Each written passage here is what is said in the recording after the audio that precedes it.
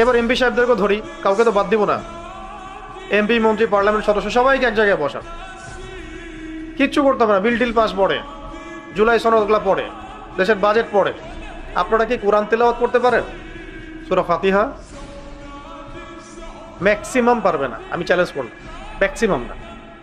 আপনারা এদেশের মানুষকে আল্লাহর আইন দ্বারা শাসন করবেন কখনো? কোশ্চেন কেন করবেন? যে কিতাবের ব্যাপারে আপনাদের কোনো মহব্বত নাই, যেগুলো আপনারা কখনো পড়েন না, জানেন না, তিলাওয়াত করছেন না মানে কি? তিলাওয়াত করছেন না মানে আপনি অর্থ কখনো ঘেটেও দেখেন না। আর অর্থ যদি না জানেন, আপনি জানবেন না আল্লাহ পাক কি বলেছেন কোরআনের মধ্যে। তারপরে আসবে আদেশ মানা, নিষেধ বর্জনের বিষয়, তারপরে আসবে এটা হুকুমগুলো বাস্তবায়নের বিষয়গুলো। এখন মূল কথা হচ্ছে, যদি আমরা কোরআনকে সময় না দেই, পড়াশোনা ঠিক মতো না করি, তাহলে আপনি আবেগ দিয়ে বাংলাদেশের মতো জায়গায়